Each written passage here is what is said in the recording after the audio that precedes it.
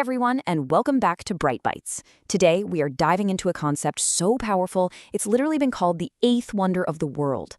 Yep, we're talking about compound interest. And trust me, by the end of this, you'll know exactly how to make its magic work for you. You've probably seen this quote floating around, right? Attributed to the genius himself, Albert Einstein. It's an awesome line, for sure. But you see that little question mark? We're going to circle back to that later, I promise. First, let's actually see this wonder in action. Okay, quick thought experiment for you. Picture this.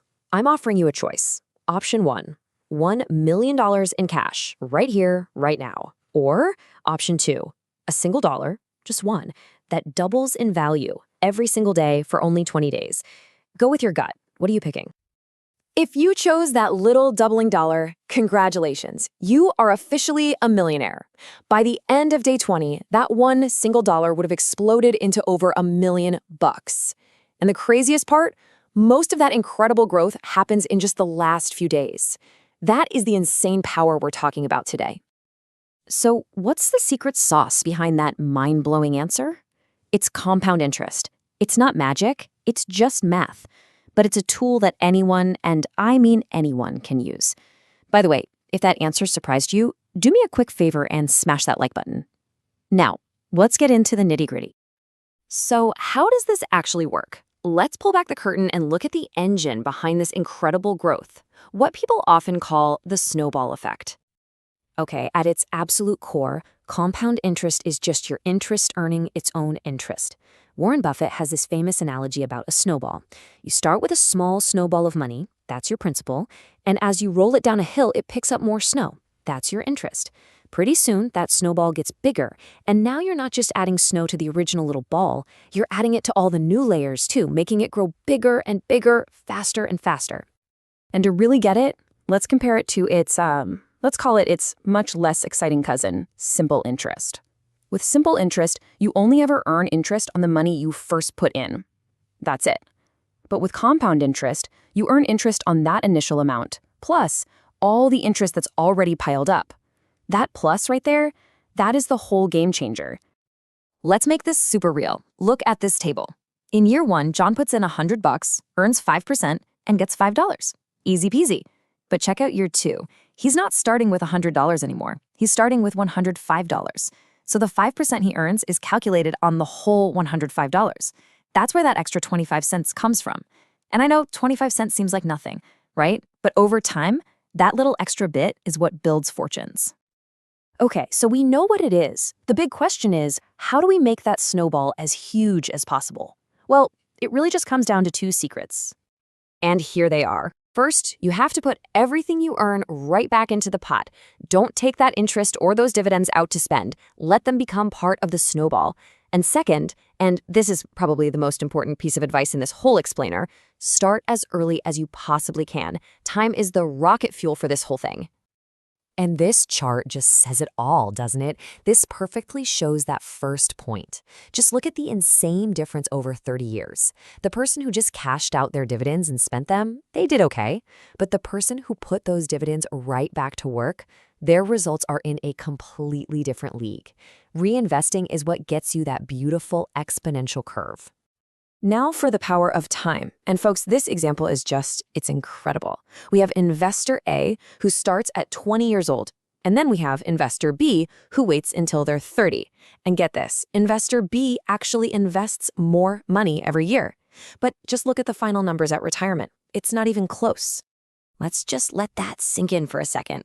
Investor A put in $80,000 less of their own money, but walked away with over $330,000 more. How? It's simple. Their money just had 10 extra years to work, to grow, to compound on itself. That single decade was the most valuable asset they had. I'm curious, drop a comment below and let me know which investor's story blows your mind more. Okay, the theory is solid. Now let's move on to the fun part and put it into practice. I want to give you a couple of practical tools you can add to your own financial toolkit right away. First up is this awesome little mental shortcut called the Rule of 72.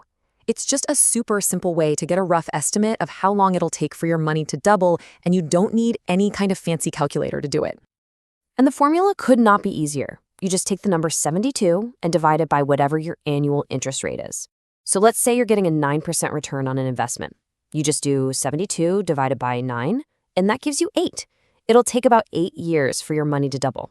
It's a really powerful way to quickly see the growth potential of something. All right, next up are two acronyms you see everywhere, APR and APY. They sound pretty similar, but the difference is huge. Here's the easiest way to think about it. APR, the annual percentage rate, is usually what you pay on stuff like loans or credit cards. APY, the annual percentage yield, is what you earn in something like a savings account. And the key difference is that APY actually includes the effects of compounding. So when you're saving or investing, APY is the number that shows you the real return you're going to get. And that brings us right back to where we started, this whole thing. That really famous quote. So, was it actually a brilliant piece of wisdom from one of history's greatest thinkers? Let's just ask it directly. Did the man who gave us E equals MC squared also give us this pearl of financial wisdom? Well, after a ton of digging by researchers over at Quote Investigator, the answer is a pretty clear no.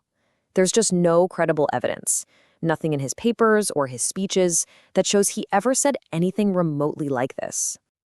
So where did it come from? The first time we see this idea in print is actually in get this, a bank advertisement from 1916. An ad copywriter basically made it up, saying that compound interest was the greatest invention. It seems like Einstein's name just got attached to it many, many years later, probably just to make it sound more profound. But here's the thing, it doesn't matter. It doesn't matter one bit who said it. A random ad guy, Einstein, your grandma, the power of the concept itself, the real-world magic of turning small, consistent efforts into a fortune over time, that is 100% true. And it's a power that's available to every single one of us. And that is our deep dive on compound interest. Hey, if you learned something new today, it would mean a lot if you tap that like button. And let me know in the comments what your single biggest takeaway was. And of course, if you haven't already, subscribe to Bright Bites and ring that bell. And hey, if you know someone who needs to see this, please share it with them. Thanks so much for helping the channel grow. Thanks again for watching. As always, stay curious, and I'll see you in the next explainer from Bright Bites.